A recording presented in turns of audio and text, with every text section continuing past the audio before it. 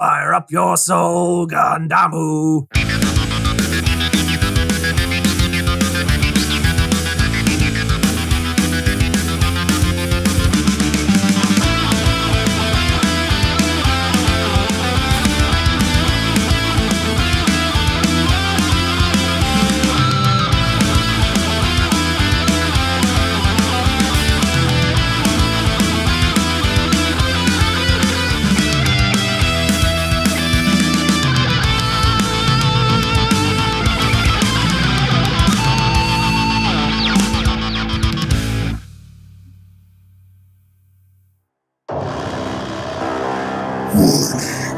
It is a non-stop spoiler onslaught going forward. Abandon all pretenses, ye who enter here.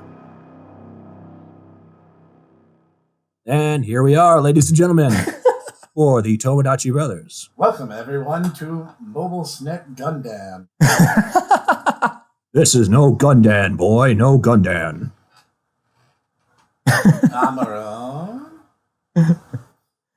All right, ladies and gents, welcome to Mobile Suit Gundam with the Tomodachi Bros. I am, once again and forevermore, Dietaku, joined now by the RX-69-3 G-Class Hipster Snek and the MS-19YA Cog Odon Special Custom. You can get both of them at your local import store, I believe, in the Mega High Grade. Say hello, gentlemen. In here, I was half expecting the Zakog. Wow. Wasted opportunity. I'm sorry. So, in case it's not aware from that just font of memes and buffoonery, we are not small fans of this original series, of this meta franchise. Not at all. But in case there are those of you out there who do not know how Gundam actually started, Professor Cog, why don't you give us a little bit of a primer for those of us who don't know? Okay, so we're going to go through Cog's pedantic explanation of UC Gundam lore for everybody. So strap in. So Mobile Suit Gundam is a science fiction franchise. It started August 7th, 1979. It's a 40-year spanning military drama show created by Yoshiyuki, Tomino, and Sunrise Incorporated. 2019 marked the 40th anniversary of the Gundam franchise, which we basically used as an excuse to begin this Gundam-THON because we're giant nerds, and I cannot emphasize that enough. Giant nerds. And thankfully, we're starting right at the beginning with the one, the only, the original Mobile Suit Gundam. All right, so for those that don't know, Mobile Suit Gundam takes place in a future universal century. In this era, the Earth has combined into a unified Federation government. For a while, the Earth was dealing with some major overpopulation issues, and in order to fix this, they create a space colonization plan, and people begin to start moving out into these orbital habitats. Which, fun fact, were actually based off the designs of an actual American physicist named Gerard Kitchen O'Neill. And they're actually called O'Neill cylinders, which I think is kind of cool because at least, you know, you're building a science fiction franchise. At least it's kind of based on some kind of actual science, unlike something, say, like Star Wars, which is just mostly science fantasy. But I digress. So these colonies in Mobile Suit Gundam, they're huge. They're able to provide homes for millions of people. They're also placed at different gravitationally stable points in space called Lagrangian points. Usually at these points, there are multiple colonies bunched into clusters. These clusters of space colonies are collectively referred to through the franchise as sides. This is important because you hear the term side or L4, L5 referring to different locations within the UC Gundam franchise. And it's a central element to their world building because their entire series based in different side locations and the narrative will move around between them. But that being said, the human population at this point in time becomes very stratified. It was mostly the wealthy that got to remain living on Earth while about 9 billion of everyone else was kicked out into space. And in the year UC or Universal Century 0052, a man named Xianzum Daikun moves to the Side 3 colony cluster farthest from Earth and starts preaching his philosophy of Kantalism, which essentially believes that Earth is the sacred cradle of human civilization and that humankind must protect it. Yet at the same time, he believes that humanity's future belongs with the stars and in the stars and moving forward into space, and that the space colonies should be independent from the Earth Federation. He is also the one that develops the new type theory, which is prevalent through a lot of UC Gundam. But Zeon Daikun gets named the leader of Side 3, which becomes the Republic of Zeon, or if we're bringing in Origin, the Republic of Munzo. But unfortunately, very shortly after this, Zeon Daikun dies, suddenly in 0068. Then by 0069, the Zabi family, led by Zeon Daikun's main advisor, Degwin, takes full control of the Republic and then becomes a dictatorship under his family, now called the Principality of Zeon. Degwin's oldest son, Giran Zabi, also kind of launches a purge to remove a lot of Zeon Daikun's most passionate followers. And this is essentially important because it forces the two children of Zeon Daikun, a young Casval Ren Daikun, and his sister Artesia, into hiding. So, Zeon by itself at this point also has inferior numbers compared to the Federation government. In 0070, they start developing what will become the new mainstay weapon of war in this science fiction world known as the mobile suit, a large 20-meter or so tall robotic suit, which is piloted by a human soldier pilot. This is a big part, and thanks to a Dr. Trenov Manovsky, who basically discovers a new type of particle physics based on what gets dubbed the Manovsky particle, which is another thing you hear about a lot in UC Gundam. Characters in all different series will randomly be like the Manovsky particles and blah, blah, blah, blah, blah. But basically, they're able to use this particle in the year 0070 to create a new kind of working thermonuclear reactor, which they are able to use to power and develop mobile suits, as well as megaparticle beam weapons and such. Then, while Zeon and the Zabi family are hard at work building their army, Manovsky starts not liking the Zeon leadership policies very much and defects to the Earth Federation in 0072, which allows the Earth Federation to also start building up in this arms race to try and catch up with Zeon. So Zeon is making major breakthroughs in the mobile suit designs. A man named Temray, father of our main hero of original Gundam, Amuro Ray, gets a sneak peek at the footage of the mobile suit, at new mobile suits that Zeon is working on. And Tem realizes that the gun cannon mobile suits that the Federation has been developing are not going to stand a chance at these new Zeon mobile suits. So along with the sponsorship of the Earth Federation, the ever-present Anaheim Electronics, he ends up taking the lead and starting to develop Project V, or the RX-7802 Gundam.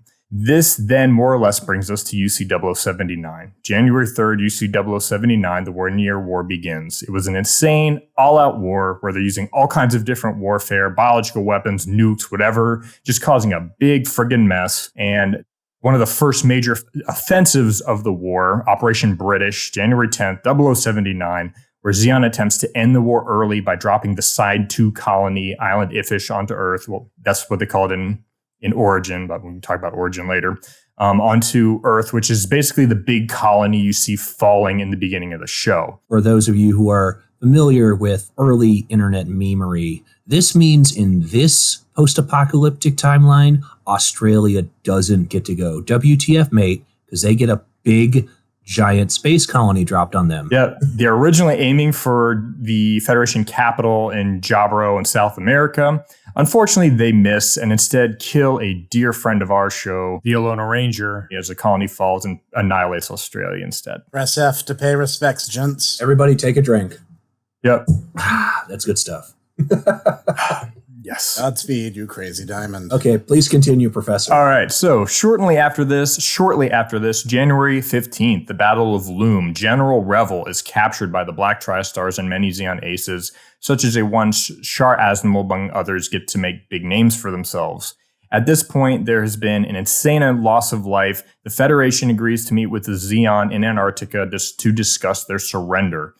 During the talks, General Revue is able to escape Zeon custody, and he returns to the Federation. He then gives a big speech that he calls Zeon is Exhausted, where he details the really bad conditions of the Zeon forces. This helps rally the Federation, and they decide not to surrender. Instead, the two sides talk about rules of war and agree on what is called the Antarctic Treaty, where both sides ban the use of nuclear, biological, and chemical weapons, and dropping space colonies, and that Side 6 is neutral ground.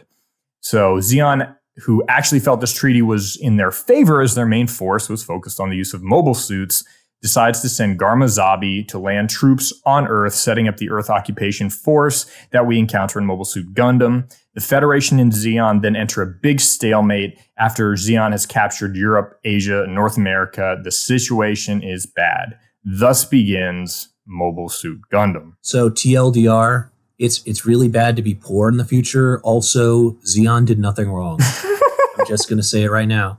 Zeon did nothing wrong. Feds one, scummy. Zeon scum. Yeah, whatever, gun tank lover.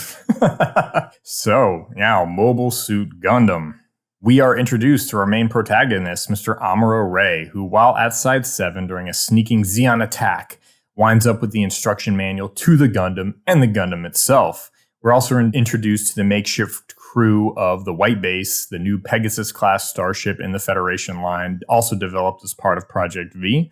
Amuro and the crew in White Base are able to flee Side 7. They set a course for Earth to meet up with the main Federation forces. We have a series of skirmishes with Char Aznavour, a.k.a. the Red Comet, a.k.a. Casval Rem Daikun, a.k.a. Edward Moss, a.k.a. Quattro Bagina, a.k.a. Char Clone, a.k.a. Char Gola Full Frontal, etc., etc., etc.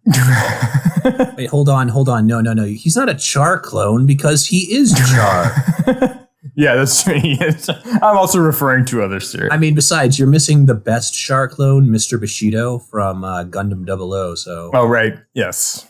But, let's see. White Base successfully enters Earth's atmosphere, comes down behind enemy lines. Once on Earth, White Base's goal is to leave Zeon occupied territory, meet up with the main Federation war effort. The White Base, for the most part, gets kind of left to its own devices, as General Revel starts to believe it's kind of this experimental, potential new type group. And they get dubbed the 13th Autonomous Mobile Squadron. And along the way, they have to fend off several attacks from the Zeon Earth occupation force led by Garma Zombie. It's Garma Zombie.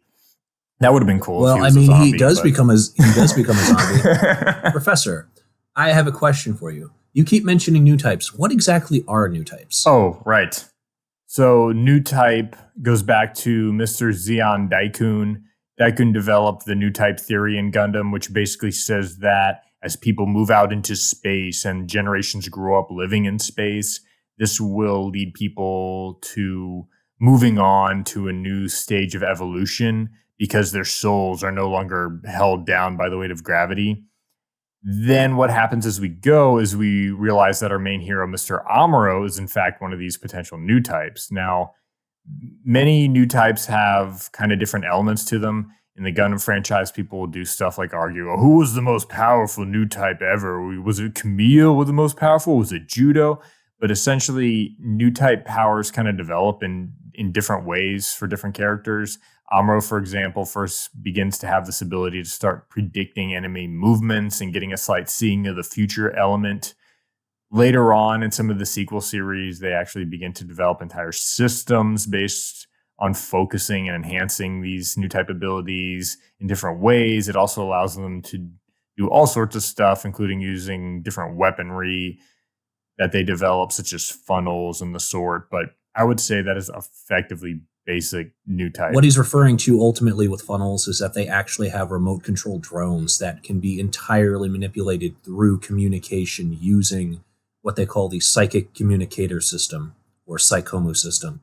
Ultimately, it turns out later on as well that the new type mutation is merely a quirk of the human brain because the Earth Federation, ever being jealous and having way too much money, decides to go, all these war orphans, they're not doing anything. Let's just put cybernetic parts in their brains. These people who hate Zeon, let's put cybernetic parts in their brains to make them psychics and then sick them into space with these gigantic mobile armors.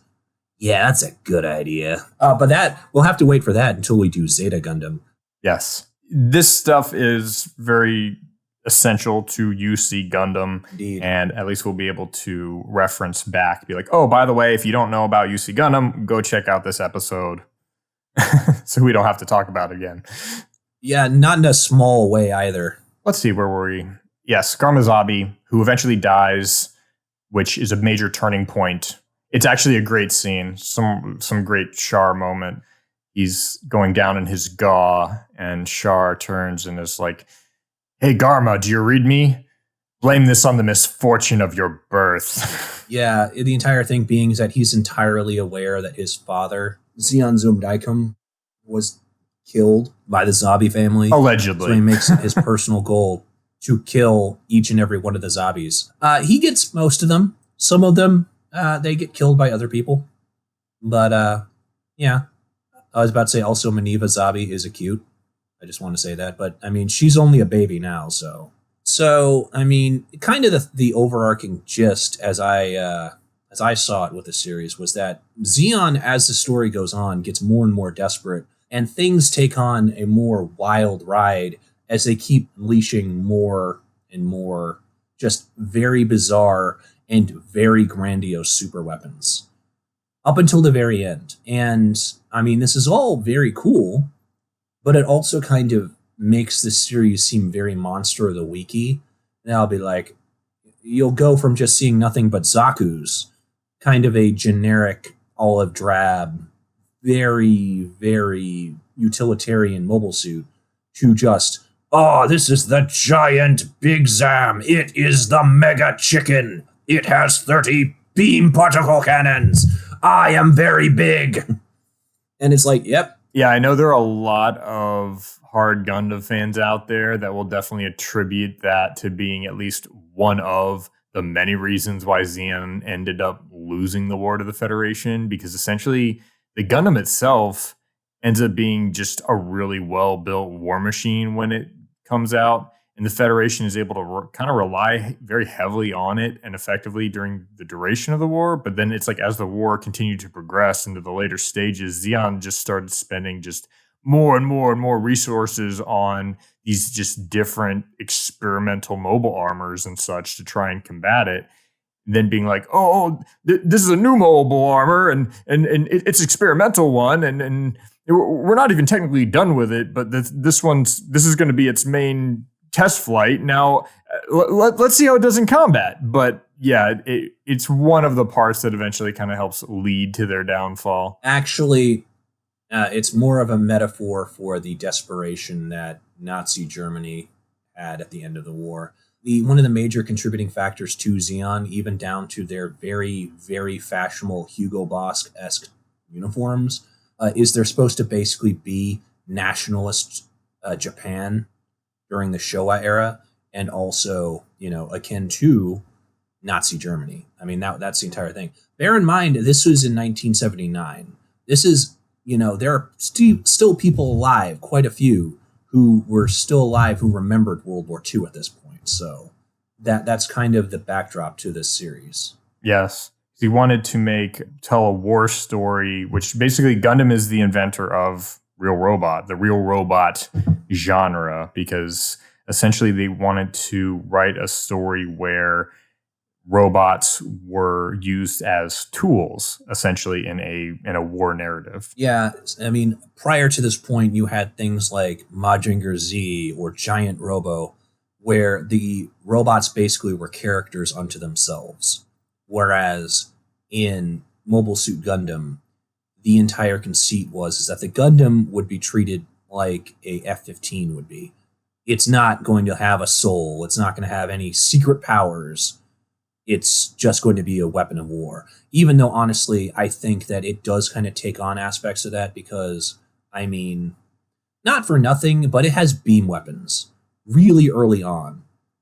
And that's kind of cheating. And it just has armor that can just straight up take hits from the Big Zom or from beam particle cannons. And that's kind of cheating too, because it just can go, oh, you're dead, boom, you're dead, boom, you're dead, boom. And I understand, I mean, it's a protagonist unit, but if they're trying to, go, oh, the horrors of war, it's like, you sure did stack the deck in favor of Amuro in a lot of ways. So yeah, that is a mainstay trope of Gundam, is that usually the Gundams are always the cutting edge or most well-built machines, essentially through pretty much just about every series. It's almost like it's a huge metaphor for the Cold War and saying that Cold War escalation will end in tears. I mean, when you start a series and then your opening thing is the year is 0079, half the human population is dead because of this one war. You go, oh,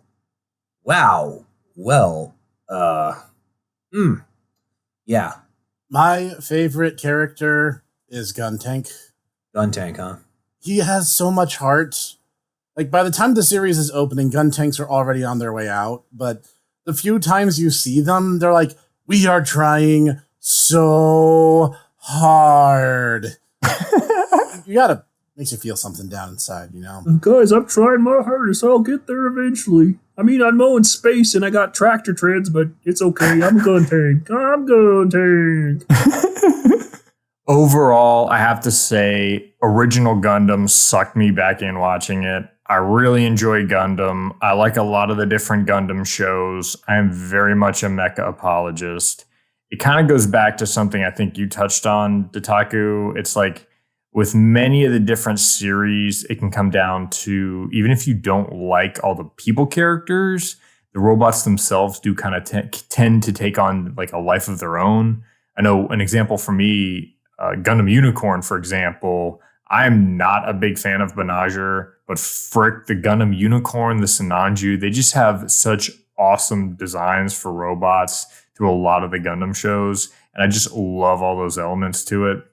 Along with that, I am one that does really enjoy a lot of the early UC Gundam lore. I think because Gundam overall caught me at just the right point. It actually goes back to when Mr. Snek and I would hang out back in the day. He actually had a former brother-in-law who was kind of a big jerk to us, but some things I will give him a couple points for is that he did introduce us to two things.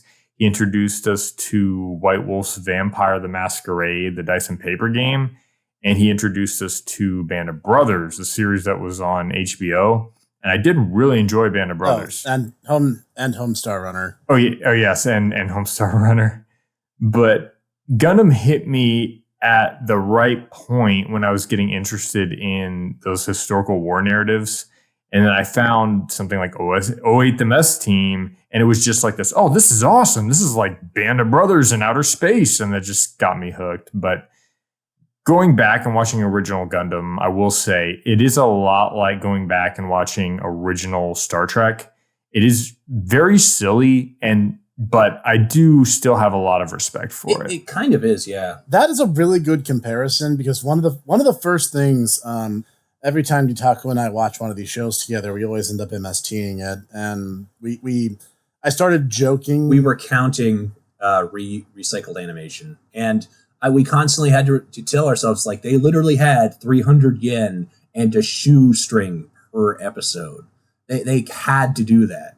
So, and one of the things I noticed, like in the first or second episode, there's a bit where it's supposed to be a bunch of the colony citizens fleeing from this disaster, but they used the shorthand where all the men were wearing blue shirts and all the women were wearing pink shirts.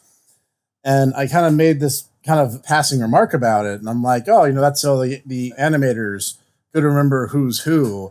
In the next scene, out of nowhere, there's Frau Bo's mom who's wearing a purple blouse. And I'm just like, see, you didn't wear your pink, and now you have to die because you cost the animation studio additional money that they didn't have to spend. And then the funny thing is like, as soon as he said that, then she got killed. I'm like, wow, have you seen this before? No. Not in a long time. Yeah. Oh, yeah, it's been a good long time since I've gone through the original series. Since 2001 for me.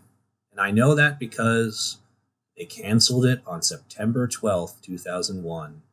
And there's kind of a reason for that. And it's something that happened on September 11th. I mean, that's honestly, I'll remember that forever because, I mean, not for nothing, but, and I'm going to get flack for this from Mr. Snek because he just loathes this show. But I got into it because, and I know, I'm a giant normie. I was 12 at the time. Sue me. I got into it with Gundam Wing. And I was a huge military equipment nerd. I loved, particularly airplanes. To be fair, you showed me Gundam Wing, and all I really saw was giant robots with laser swords blowing up other robots. And I was like, I can totally get into this. And then like the next 3 episodes was like a boy band were having drama over a chessboard. And I'm just like, oh no. Oh no. Let me finish. Snek, let me finish my damn story. Oh God, I'm having an attack. Thanks, Snek. You're going to kill me. Anyways, so before I was so rudely interrupted, I go into this and they're talking about, they have all these cool robots and I am not, new to anime at this point. And so I see them and I'm thinking, oh, it's a robot series. That's kind of cool. And they're like, oh, yes, it's the MS 1348R Tall Geese. And don't actually look that up. I'm sure there's some guy who's like Googling right now, looking on Mecha HQ, being like, that's not the actual. I don't care. Okay. I don't care. It was the episode where they introduced the Tall Geese and they're talking about like, oh, it's so much faster than the regular Leos. It's so much cooler, but it kills people because of G-forces. And I'm like, whoa, this is kind of cool. They're like talking about like scientific principles and stuff. Actual science fiction rarely does that. Yes. Even back then. Oh my gosh. So, I got sucked in through the technical aspect and the mobile suits were really what did it for me. I didn't really notice the, so pretty much boy, very Bishonen, wow, aspect that just seemed to trigger the dear Professor Snek. And so the thing was with me was then I would immediately go on to the very new internet and go, I love Gundam. What's Gundam? And then you get all these old neckbeards who are like, Gundam Wing. We're talking about Mobile Suit Gundam. And I go, but isn't it the same thing? Oh my, how wrong I was. So I learned about Mobile Suit Gundam way back in 98 when they started with Gundam Wing. And so I was learning and realized, wait a second, this is an entirely different series. So when Mobile Suit Gundam was actually brought over, I was one of the few weirdos that actually liked it, warts and all. And so then when September 11th happened and Cartoon Network went, oh, thank God we can cancel this ancient piece of crap. I was one of the few people going, no, I really like this series. Yeah. And then G Gundam happens. Honestly, though, this is still a great show. There are so many sequences in the show I still really enjoy. Oh, I agree. I think, honestly, though, I mean, looking at it now, I'm like, it is not, even as being as revolutionary as it is, there's a lot of toyetic elements, even though it's supposed to be very, very realistic, very military. It's supposed to be weapons of war. It's like, yes, now we will begin to add this part where you will have the core fighter, and the core fighter will be attached to a bigger core fighter. What you call this weapon, General Revel? Core booster. Dun dun dun. Ah, yes, the Gundam will have a Gundam-sized hammer. What do you call this weapon? The Gundam hammer. But it's actually a flail. Oh, yeah. I mean, even besides the toy elements, it really does feel like that old school Star Trek silliness. I mean, there are just some silly, nonsensical moments. I know one scene that actually made me laugh watching it this time around was it was the episode where they were sneaking up on Makuve's mining facility. And I know I've seen this as just a silly image before, where you have the shot of the sneaking Gundam like peeking up over the hill, looking down at the base, which by itself is just a silly looking shot.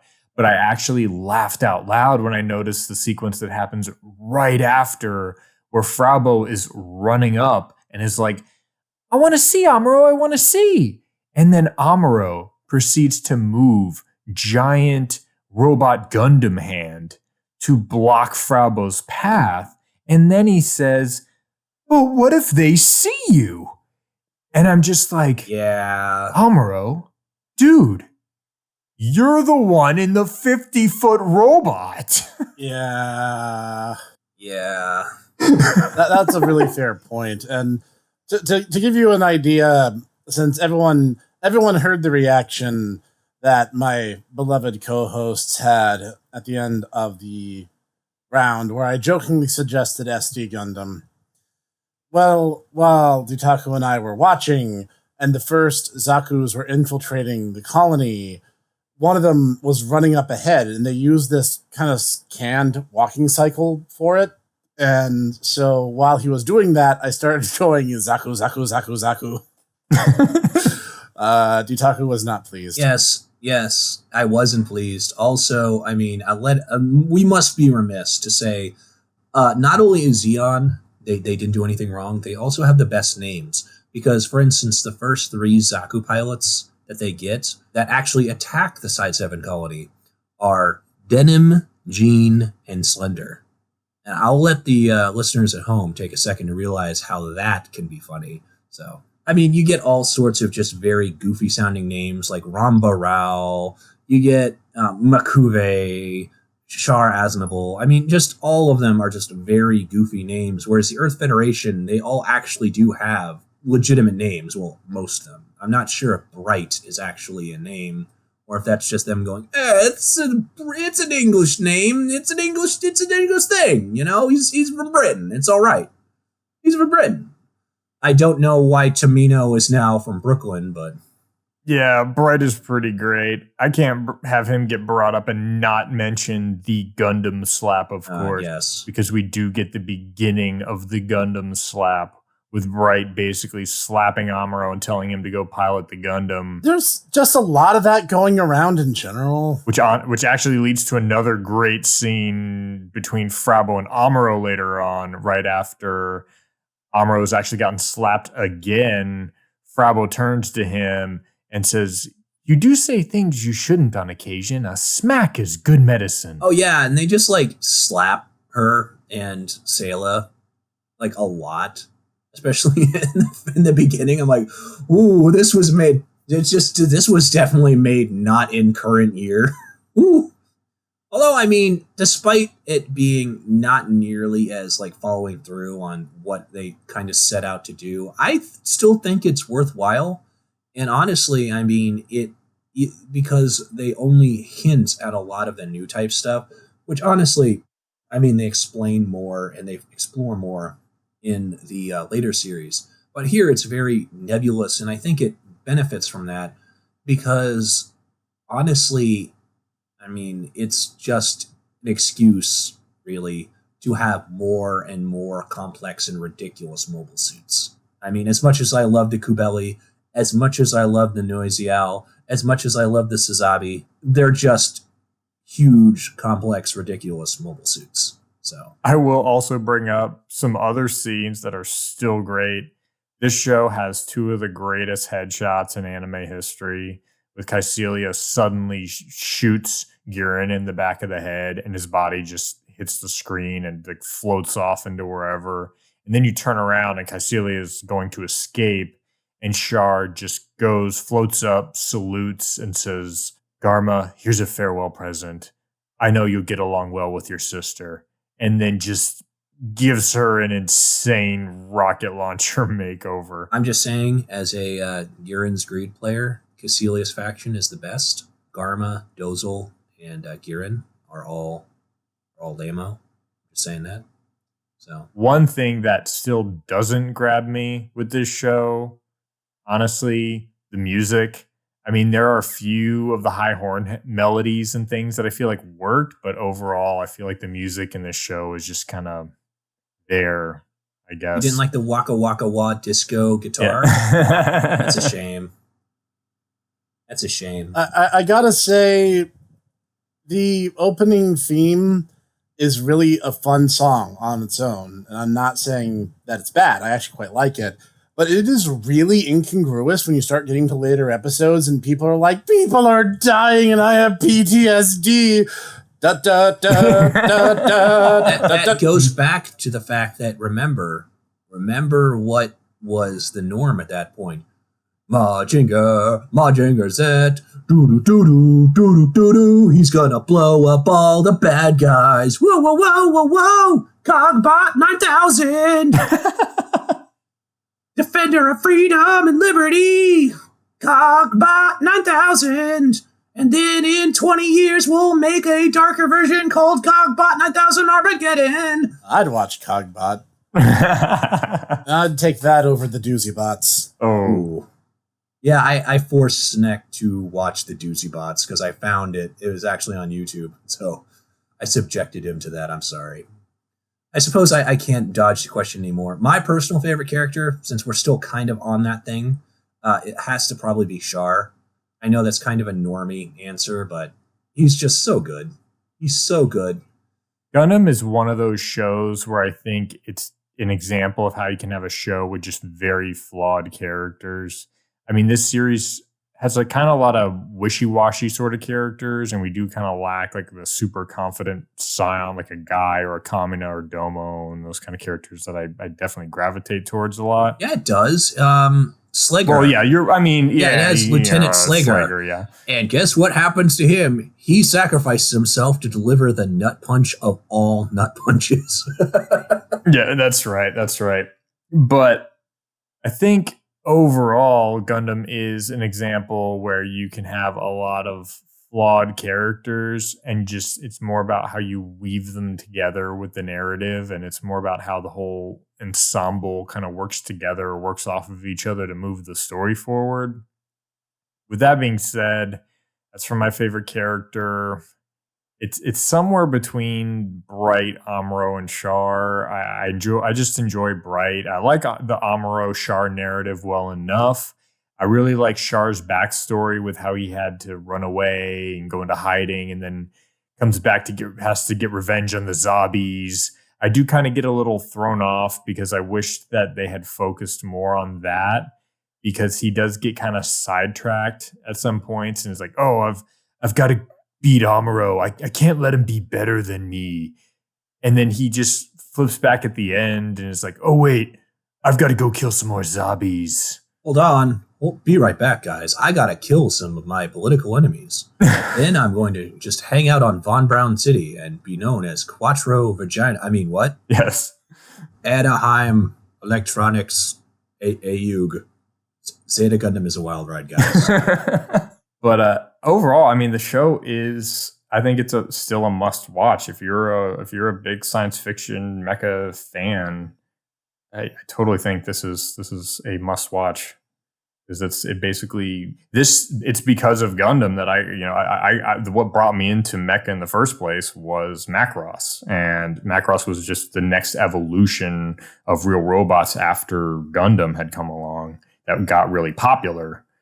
And so obviously sinking back into Gundam was really easy. Yeah, and honestly, I mean, it's kind of funny that you mentioned that, because kind of Robotech Macross kind of lend a lot of stuff from another series that Tomino was involved in, Space Runaway Ideon. Oh, yes. Which kind of does have the entire thing of, Earth is fighting this hugely much more powerful alien force, and the only thing they have that can stop it are these poorly understood alien technology that they stole from the aliens in the first place. Yeah. I mean, whereas unlike in Macross, where, it ultimately turns out, my last point of desperation, I will play Bon Jovi at you. Perhaps we are not so different after you and all. Oh my God, you're a 30-foot tall woman. Whereas in Ideon, it's, in my last desperation, I'm going to slam the Ideon's controls, activating multidimensional lasers. Everything dies. Oops, we accidentally everything. So yeah, I kind of have to agree with you on that one, Cog. It's a great series. I'm kind of looking at it in hindsight, though, because, Zeta, Double Zeta is pretty much my favorite part of UC Gundam, but you can't have Zeta, Double Zeta without Gundam. So but it's all good. UC is all good. I would even Victory, because what other part of science fiction do you have a religious army that decides to have giant battleships on steamrollers so they can literally crush their enemies underneath their wheels? That's such a bizarre thing. Only in Gundam, really. So, all right, gentlemen. I suppose it's, that time again. What are your overall thoughts? What's your overall rating? I already know what Professor Snek's is. He spoiled me already, but what are your thoughts there? Oh, I want to hear Professor Snek's. Oh, well, if you insist, I have to give it a gun tank out of a gun tank. Because the thing is, this show has a lot of flaws, and they're going to become more obvious with age.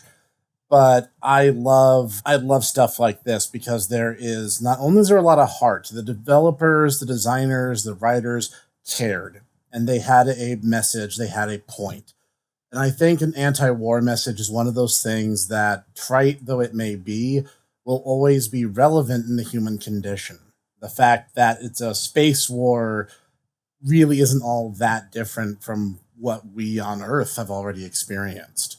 That in mind, it's not a flawless show, but it's a show that tries really hard, and it pushes forward even when its treads are stuck. Hence, it is a gun tank. Very good. See, I figured it was going to be a gun tank out of 10, but that works too. How about yourself, Mr. Cog? See, this is tough for me. It is like trying to go back and put a rating on original Star Trek, which is just really hard for me because it's one of those shows I look at personally with a lot of reverence because it was pretty much the granddaddy show that paved the way for several other shows that I just absolutely loved. So I think this time I'm actually going to probably follow suit with Mr. Snek and give the original Gundam an RX 7802 out of RX 7802. Well, all y'all are a bunch of fetty scum, and you guys have your souls being weighed down by gravity. So I'm going to have to be the contrarian and give it I guess I'm going to have to give it mine a YMS 17 Garibaldi Alpha out of 10 because it's fantastic, but it's by and large largely unrealized, and that even though they had they very clearly had a big plan. I mean, the fact that we're still talking about this series and there's like still unreleased material from the brainstorming they did for Mobile Suit Gundam just kind of shows you, as Snek was pointing out, just the thought and the heart that went into it from these guys. And I mean, if you're not familiar, check out the Gundam Sosei manga because it goes very clearly into the fact that it's just a very small team of guys and they were literally working episode by episode, week by week, and they're basically being pressured from below by the fans, who once again were not entirely happy by it initially, going, "This is nothing like Get a Robot. This is nothing like Mazinger Z. I want to see more Gundams getting blown up. I want to show me more Dinosaur Empire." And meanwhile, the guys from Bandai who are actually financing the show are going, "There's not a whole lot of toyetic guys in here. What the heck's going on? No one's gonna buy a Zaku. Ugh." So. And yet, despite that, they persevered. They got their message out there. So, I mean, even the Garibaldi, the unit that I'm mentioning, isn't actually in Gundam. It's mentioned, but it's not actually in there. You don't actually see it until Zeta Gundam, where ironically it's being piloted by Earth Federation pilots against former Zeon. But once again, that's Zeta Gundam. It's a wild ride. So, anyways. So yeah, I mean, I love it. I mean, if we're going to go into numericals, I'd probably have to give it a like an 8 out of 10. Just, I mean, I love it, but it has its warts. But in spite of that, I think that it's a great show, and a lot of my favorite shows wouldn't exist without it. So it's one of a kind, and I love it to death. So guys, I guess the time has come, as the Walrus said, or I suppose the Rambaral said. To spin the wheel once again, shall we? Yes, what is the next Gundam show in our Gundam-THON? As I recall, Cog put forth Thunderbolt, Dietaku put forth Turn A, and I put forth G. And I will plug these into my RNG in that order. Thunderbolt 1, Turn A 2, and G Gundam 3. And the Wheel of Morality says...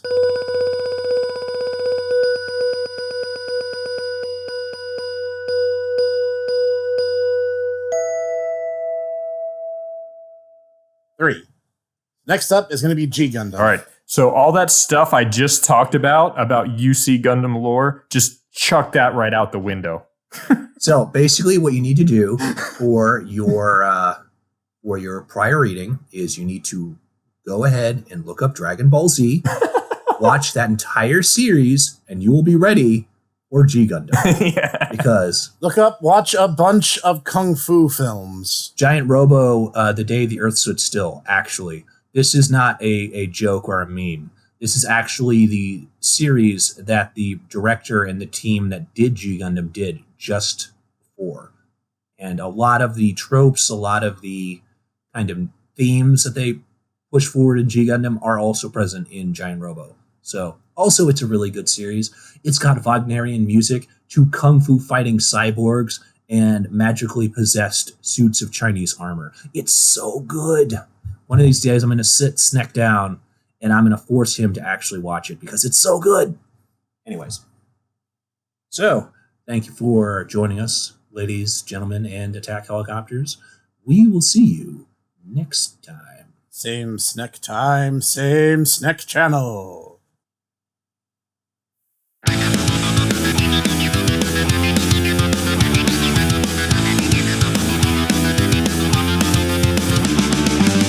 Thank you for listening to the Tomodachi Brothers Revue podcast, produced and recorded by the Hipster Snek, Dietaku, and Cog. Sound design and editing by executive producer Sean Taylor Brown with Cog Sound Engineering. Music written and performed by Sean Taylor Brown with Costas Vaz of Core Insight Studio on the drums. We hope you enjoyed this episode. See you next time.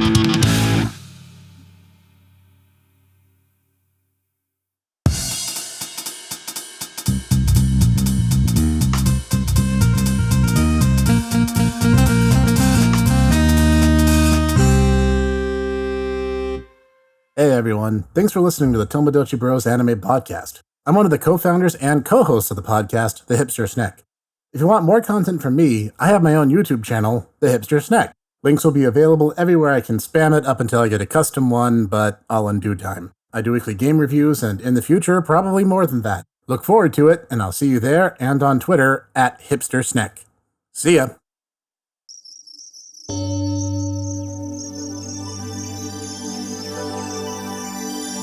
Welcome to the Tomodachi Brothers Revue podcast, After Dark. Warning, the following conversation may cause the following uncommon side effects: insomnia, hallucinations, bruising, alphabetical belching, headache, nausea, indigestion, mental anguish, virginity, pregnancy, loss of vision, irritable bowels, overinflated confidence, sense of irrational exuberance, supersonic flatulence, spontaneous combustion, uncontrollable posing, stand powers, spontaneous dance choreography, exposure to opinions that may be contrary to your own, and extreme awesomeness.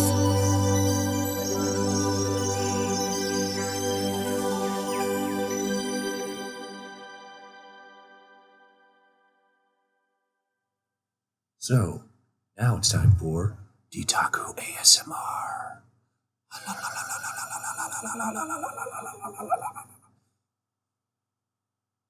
And now, actually, now that we're starting the after hours, this is time for Old Man Dietaku ranting at old people, and also young people, and lawnmowers. So, I just gotta say, guys, super robot, real robot, it doesn't matter. It doesn't matter. It's artificial. The entire conceit and the difference between the two is artificial, designed for the Super Robot Wars games. Here's the thing. Think about, for instance, let's take the RX-78-2. That's supposed to be a real robot, right? Well, here's the thing. He tanks a lot of hits from beam cannons and stuff.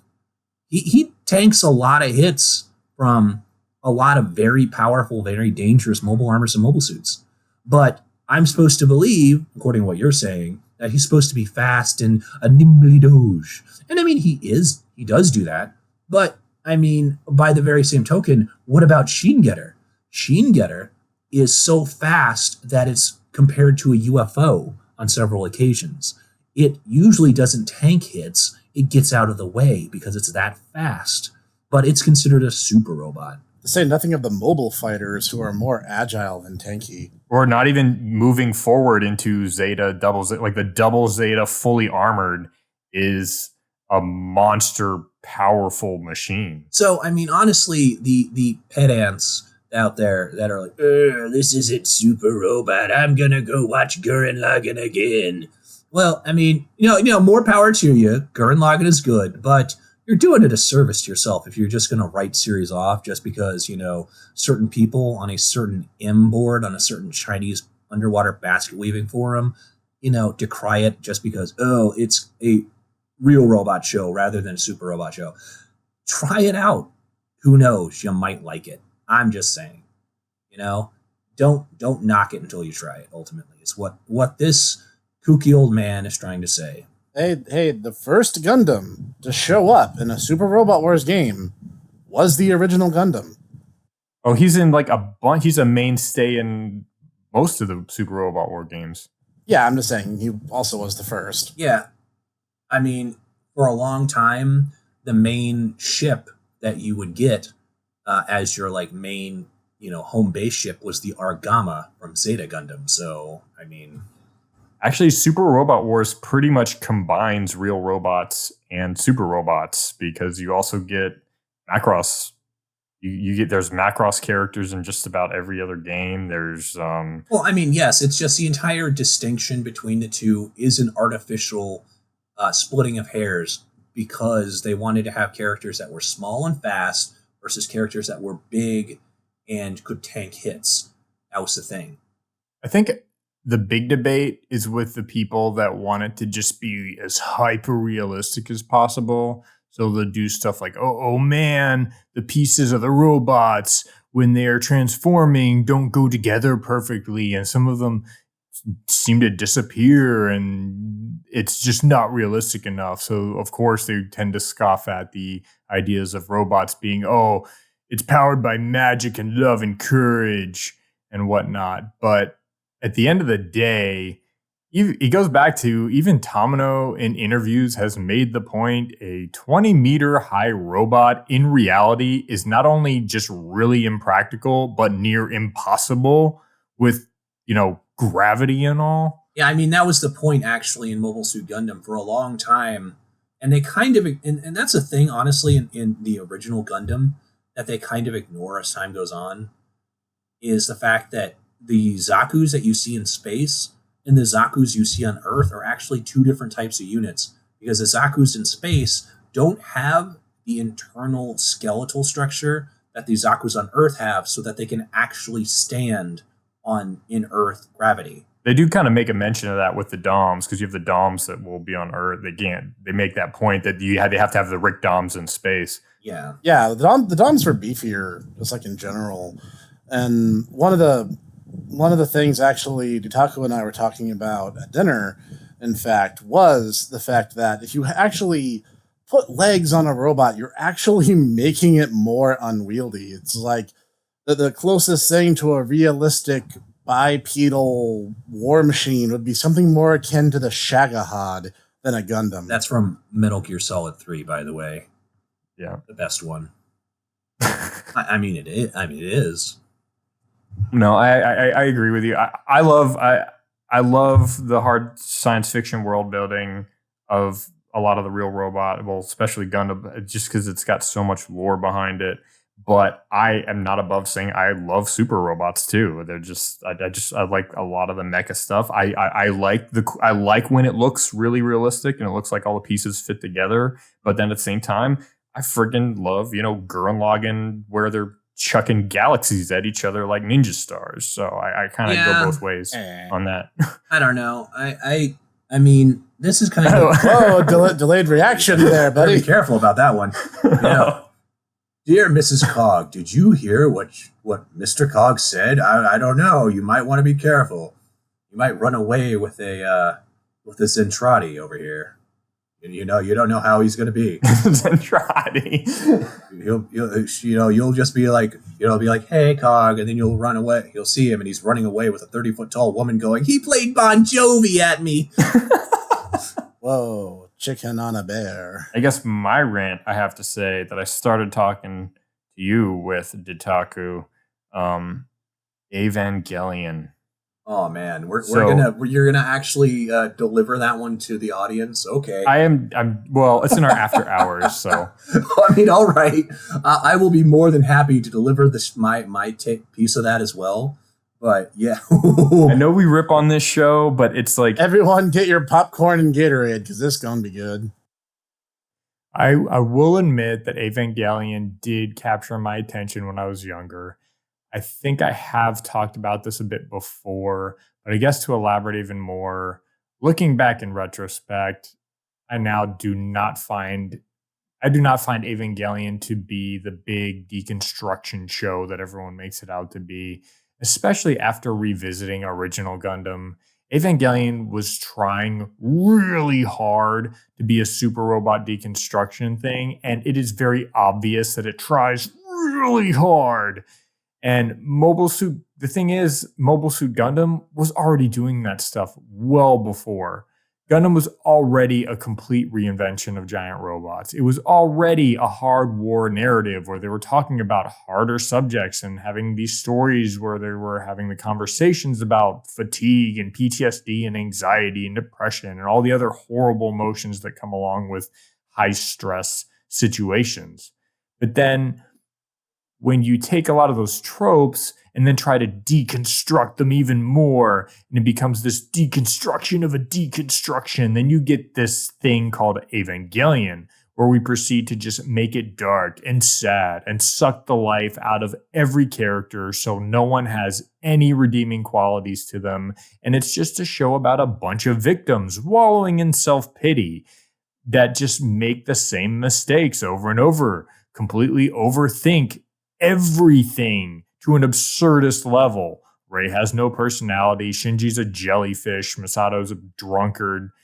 Everyone is just horrible and depressed, enjoying wallowing in anger and depression. And it's just so hard for anyone to take responsibility for their lives. And honestly, to say that Evangelion is somehow a more realistic depiction of what a super robot event would be like, I just completely disagree, and I reject that notion because, well, first off, it's nonsensical trash, but especially speaking as someone who is former emergency services, there are good people out there that are able to stand up and be courageous, even in the face of incredibly high stress and adversity in real life. And just for me, I completely reject this cast of completely mushy jello people that is Evangelion. And I will say, yes, the show is very visually striking, but even then, you already had that stuff in Gundam, like the weird psychedelic visual aesthetics. For example, when Amuro's new type powers were developing, there were weird psychedelic animation moments, and Gundam was already doing that stuff well before Eva ever came along. And it's just that, for me, life is really about working towards a sense of balance, so I do believe that going too far towards absolute extremes of just about anything usually yields bad results. And I would say Evangelion is absolutely an example of this. I mean, and this is kind of a reiteration of a point that I made earlier. Before the good Dr. Snek joined us, we basically were having just a rant in general, the two of us, about, back in my day, Evangelion, and it was just us grousing until, Snek came in and was like, who to the what now? Evangelion, and he had to wave his walking stick around. But anyways, I heard this comment a bit ago on, well, I mean, this is after hours, so I don't think it's a problem. I used to be a big lurker on the M board on 4chan, and I heard this offhandedly there, so I can't claim credit for this, but I kind of have to agree with it. Evangelion is what happens when you have Akira Fudo from Devilman, the Devilman, piloting Ideon from Space Runaway Ideon. Here's the thing, though. Unlike Akira Fudo, who is a very driven individual, in Shinji's case, he got in that damn robot. He became the Devilman. He is going to fight some demons. Except the problem is that despite what he does, no matter how hard he tries, he can't save his friends, he can't save his family, he can't save his girlfriend.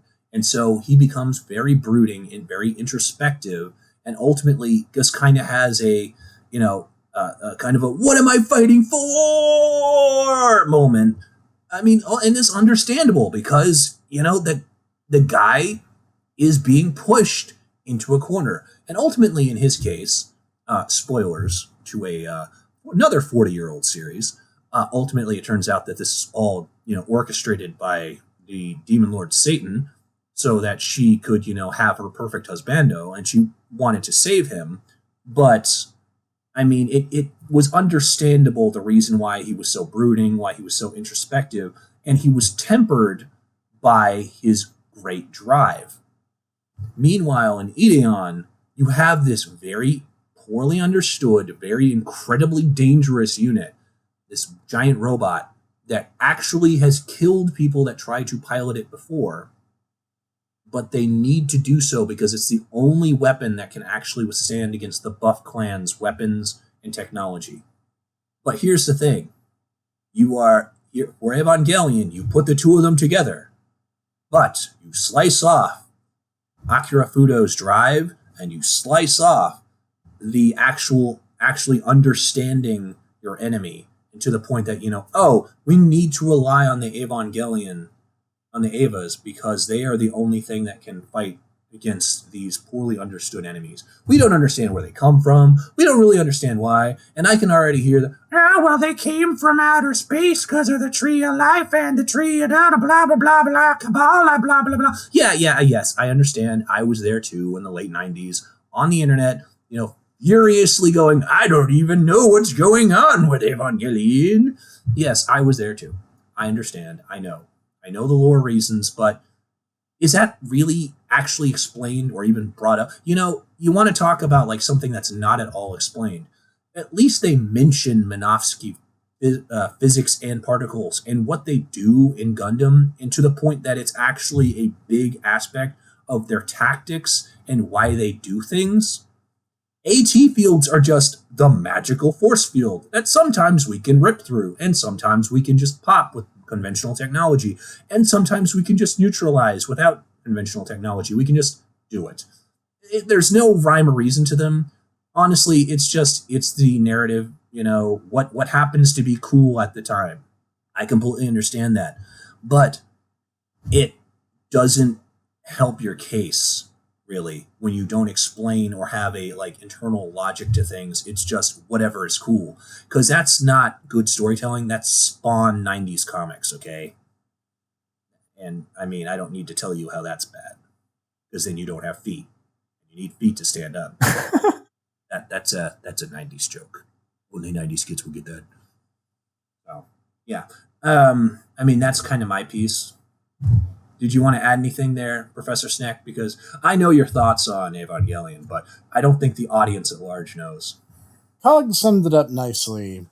But let's just say I'm not a fan of postmodernism and deconstruction culture. You see, I was one of those foolish people who misunderstood TV tropes in its origin phases as, this is an analysis and a discussion of literature and games and movies in order to break down and talk about similar elements and thematic continuity throughout art. No, it was a bunch of pedophiles making up really stupid names so they could tag more crap on the Haruhi wiki. That aside, there's a really bad habit where these people, quote unquote, deconstructions of everything. And by deconstruction, they mean we can't actually make anything really cool, so we're just going to openly mock and deride something that was popular. And ultimately, that's what deconstruction is, Snek. You realize, either on intentionally or not, that you can't really create something original on your own, so you use conventions of the day, but you kind of do it in such a way that you're like going, see, I know I'm doing it, therefore it's okay. And it makes these people think that they are super duper deep, when in actuality, all they're doing is turning on their head the established conventions of whatever medium they're doing. It's not hard, it's not interesting, and it really isn't even thought-provoking, which is supposed to be the entire point about, hey, why do we look at things in this context? A good example of this in American film was Brightburn. Oh, I haven't seen that yet. Where it's okay, I guess. It's basically what would happen if, Superboy showed up, but he was like a slasher villain. But see, we already had that comic, so it's basically irredeemable, the movie. Yeah, and it's not that great a movie. If you get to see it on like $1 theater, it's worth it, I guess. I didn't hate it, but it wasn't really impressive either, kind of thing. And basically, they're just trying. They know they can't make anything good, so they just, I'll just take this thing, I'll paint it a different color, and then look, guys, I have this original work that's a deep and meaningful critique, which is essentially what Eva was trying to do to the Mazin brothers and to Getter Robo and to other, courage-powered robots of the time. Now, yeah, and it's kind of a unfortunate state of affairs that that's what got big in the late 90s anime boom.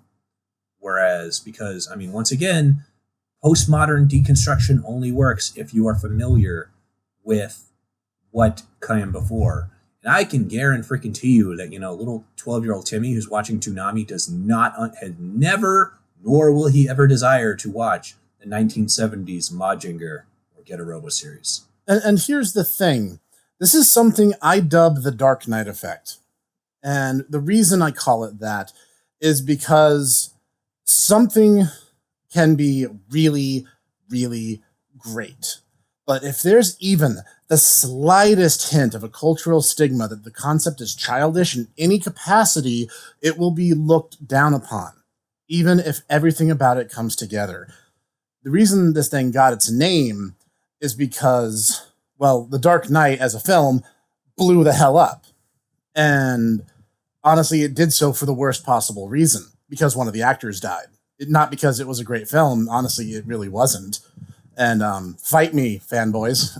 Yeah, it really wasn't. I leave my door unlocked. I'm gonna leave my door locked. Don't come near me. Don't fight him. Fight me. I'm a Snek. I'll bite you. I don't know if I'm a poisonous Snek. I've never been tested. No, you're a fire-breathing Snek. Fire. that is true.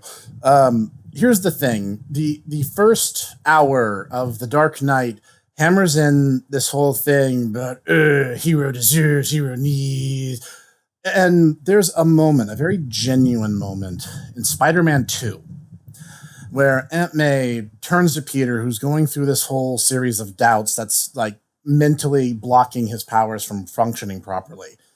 And she gives him this really short, very sweet personal anecdote about how we all need our heroes. We need that something to look up to. We need something bigger than ourselves. And that one moment, that one genuine, 20-second speech pretty much covers everything that Batman tried to do. Yeah, you're right. That pretty much covers all of Dark Knight. And did much worse and much more in a pretentious style. And so now these people are like, I love Game of Thrones because it's dark and it has boobies. And I feel like I'm such a mature adult. And yet there has been fantastic fiction in the fantasy genre for decades on end. But it has that social stigma of childishness tied to it because no one sat down and really taken to heart what the message was. And that is why Evangelion will always be inferior to shows like Overman King Gainer, King of Braves Gao Gaigar, Gurren Lagann, Mazinger, Getter Robo. Any of these shows will blow it out of the water every day of the week. But it has that pretension of maturity. And therefore, it will remain. You also got to think about the time, too, that it blew up. Because you're talking about the 90s and everything was following that same... Because grunge, It was the late 90s, it was still very much into, the grunge. Everything was dark and edgy. I'm not saying you're not wrong. That's the thing, though. It wasn't even... It ended up just being just for the sake of it, essentially. Also, the fact that it was at that point, the point when the internet was just blowing up, and this kind of coincided with this big boom of interest in anime in general. That's more or less when I got into it, really. I became cognizant of it. Yeah, no, the internet was a huge catalyst in the internet and the whole anime manga boom.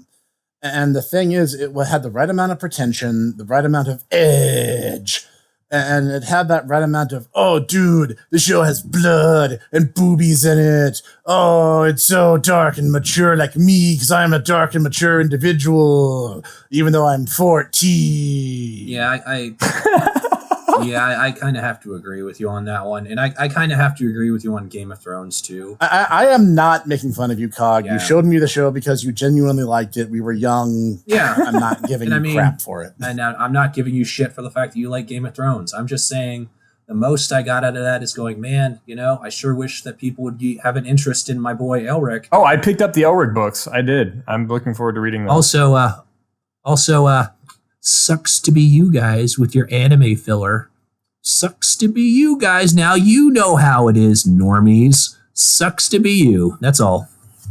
Oh yeah, the Game of Thrones finale was terrible. Let's not be too harsh. Game of Thrones did give us something amazing. And that was the episode in South Park where Butters and Kenny were trapped at George R.R. Martin's house. That episode was hysterical. I was about to say, are you? Yes, it was funny. Are you talking about the crop of British actresses who can very, very muchly emote their eyebrows and do nothing else? Wiggle their eyebrows so that every dating profile on OkCupid can just quote them all the time? Yeah. I didn't even realize that was a thing for the longest time, but then I kept seeing this stupid quote come up over and over again. If you want a whore, buy her. If you want a queen, earn her. And I'm like, you can't earn a queen. By definition, she's already married. Well, it depends on the level. See, Crusader Kings taught me that actually depends on the laws of succession in that particular kingdom. But that's, once again, me being a pedant, and that's bad. We should consider branching out and doing podcasts on other topics now that Snek Talks are starting to be made. We could start. Just an idea. Oh no, I had a similar thought. That's what the After Hours is here for at the moment until we do. Speaking of which, would we be down to do Tomodachi Bros plays tabletop game? I'm just saying. I had that thought of we could do a Shadowrunner or something. I'm interested in playing Shadowrun. Dude, that would be incredible. Because as long as I don't have to do it, as long as I don't have to GM, I'm a forever GM. So if we get the Lone Ranger in on it, I'd be. Hey, you guys want to do Shadowrun? I'll GM. I got no problems with that. No, honestly, Shadowrun is my favorite tabletop system. Shadowrun was that game that was so good that I finally made me shelve Wildland Wanderers. So I'm like, I can use ideas from this later, but this game does all the things I wanted to do already. So that was kind of the death knell of my project. I think you had a good world. It's just, it might not. I'm just going to use it for something else. Yeah. I just haven't decided what yet. Yeah, no, go ahead and do that. And I think that you could definitely use that for things like your wizard story that you've shown me a bit of. Yeah, because that's all still ongoing. It's just that the YouTube channel's been more demanding. And Mr. Snek has a wizard's story. It's about wizards in Houston who fight against monsters. It's pretty cool, actually. So, actually, Dietaku has a book as well. Would you like to talk about that? Oh, about my book? Basically, it's a story of a young man who gets transported to a world of magic, monsters, demons, gods, and is forced to kind of come to grips with all this and learn how to survive and make friends and get by using his wits, his luck, and whatever supernatural skills he can manage to learn. I have heard it be mentioned as, Harry Potter if actually thought out to a certain extent. I've also heard it as just a bunch of cool anime things, Mr. Dietaku, that you all thought were cool. Admittedly, I've always wanted to write the story I would want to read. And so it is very heavily inspired by anime. I will, admit that one. But, if that sounds at all interesting, a story of young people coming together and using cool powers and in a very bizarre, not very friendly world, hey, I will keep you all posted here. It is currently in editing. And for people who aren't aware, these are being recorded sometime in advance. So you're actually hearing stuff from the distant past. Not the distant past. No, Please send me potato chips. I am very hungry. So that in mind, a lot of things are going to happen concurrently, and some things are going to happen in the future. We are looking at adding a on-again, off-again guest star that might show up from time to time, the Lone Ranger, who is our good or Noodle. Or Noodle. That's if I can. I was about to say, if I could force him to come on, I'm sure that he would love to. Like if we were doing Outlaw Star or like Gun Sword. I mean, he has some opinions, and these are not bad opinions. I'm just saying he would probably love to add his 2 cents to those. So cool. And we're going to have guest speakers off and on. I'm going to have the Lone Ranger join with me in a very special quadrilogy of games for the Snek Channel. A future Snek solo podcast, Snek Talks, is in the works. And we're looking at expanding our media base in everything that we do. So bear with us. It's all under construction. But big things are coming, and there's side projects that we haven't even mentioned here. The stuff that's undergoing development for years. Yes. Indeed. Thanks, everyone. We'll see you next time. Arrivederci. Have a wonderful day. Have a good one, everyone. Fire up your soul, fire up your soul, fire up your soul, Gundam.